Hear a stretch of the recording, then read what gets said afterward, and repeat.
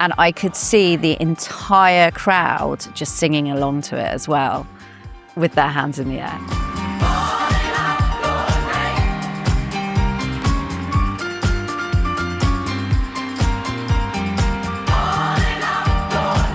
Hello, I'm Sophie Lloyd, and this is the making of Calling Out. It's a bit of an odd one, actually, because my parents never listened to pop music at all. It was a lot more kind of classical and jazz, so a lot of like Duke Ellington, Miles Davis, Ella Fitzgerald, Louis Armstrong, that kind of thing. The kind of popular culture and pop music of the 80s was just literally me in my bedroom listening, being obsessed with pirate radio stations and finding them on my dial as a teenager, which was quite mad. And then I guess that paved the way into dance music. What first got me going into dance music events was, I guess, being sociable with my mates, going to Club UK. I lived in a little village called Crawley Down, which was near East Grinstead. There were a lot of kind of dance music things around there because it was equidistant between London and Brighton. So there were loads and loads of raves, and we used to kind of get into little convoys of cars and go off.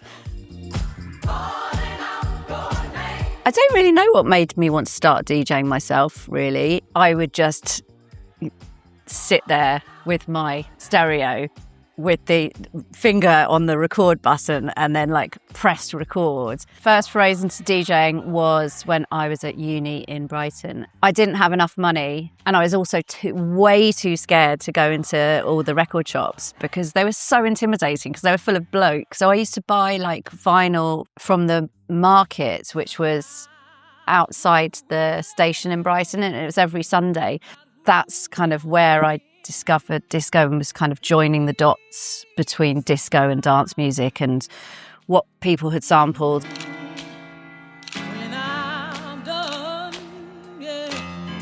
One time I was at Glastonbury and I got lost and I bumped into Jags Cooner, and he took me under his wing and basically looked after me because I was completely lost.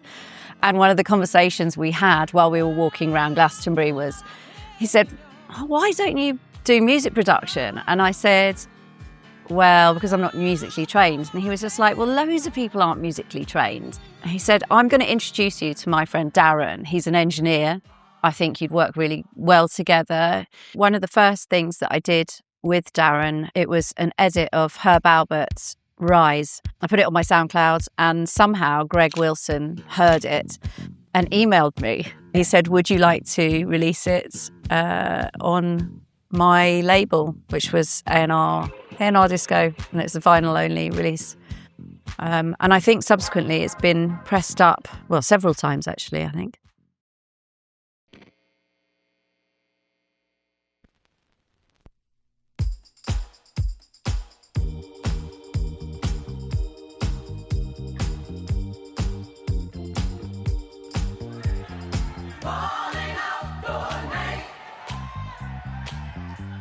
I had just had my daughter, and it was the first time I'd gone back into the studio having given birth. I was at a crossroads thinking, am I going to carry on with DJing, or am I going to go completely on a different career tangent? But I went into the studio and thought, well, I'm going to go into the studio with Darren for one last time and, have a laugh.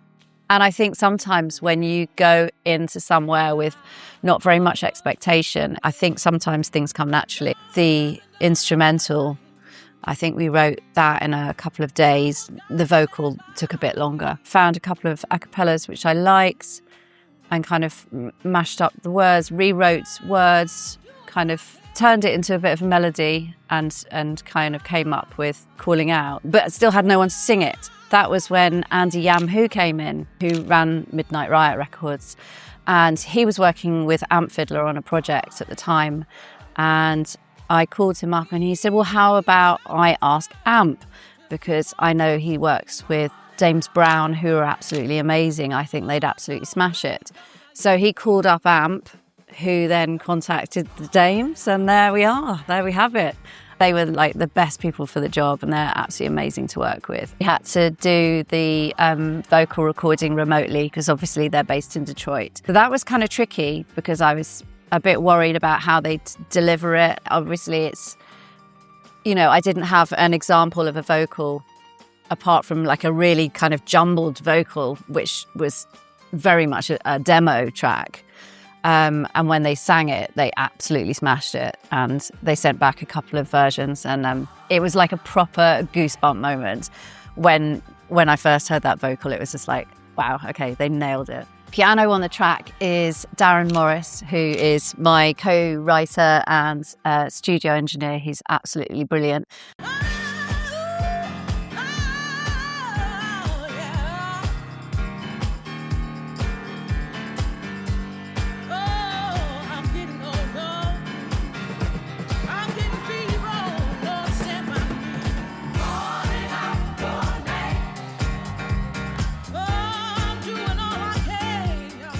Calling Out came out as a 7-inch, first of all.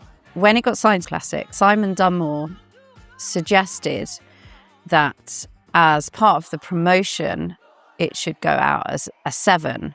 Everyone thought that Calling Out was an old track from the 70s. I think there was probably only about 300 copies printed up. They started going on Discogs for quite a lot of money. All of the remixes came about, they were all suggestions from Luke Solomon and Simon Dunmore. Luke and Simon had gone to New York with the 7, and they'd gone to Danny Krivet's 718 Sessions Club, and they gave Danny a couple of copies, which he played straight away.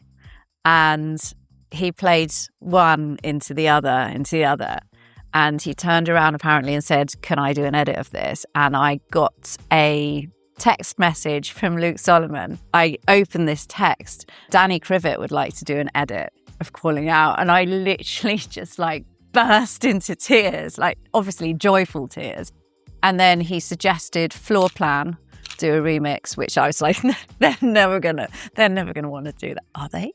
And they did. So that was absolutely incredible because I'd seen Robert Hood play years and years and years ago at Club UK. So like right at the very kind of start of my raving career. Later on, David Penn and Reva Starr did a remix as well. And I've played them all out at various different times. And I think actually it's a fantastic package. I'm gonna need y'all to sing this with us. Come on. Calling out your name.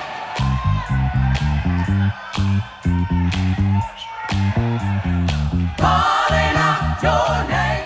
I've seen the Dames perform Calling Out live quite a few times.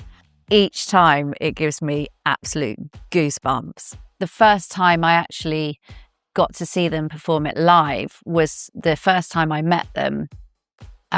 Before the single came out, they were flown over and they performed it in Leeds. The club hadn't opened and they were doing the sound check, and then they just suddenly just broke into song, and it was just like, oh, wow.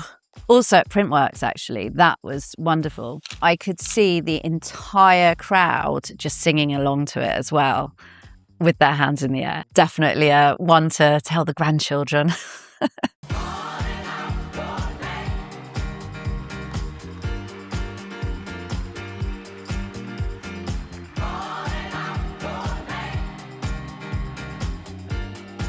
I think Calling Out resonates purely because it's got that hands in the air, joyful, end of night kind of vibe. I've never got sick of playing it, but I'm highly aware that people might think that I only play Calling Out and that's the only track that I ever play over and over again. So I try not to play it every set. I hope Calling Out's lasting legacy is that it will remain one of those kind of forever classics, dance floor classics, and that it'll still sound kind of current and right 20 years down the line, really.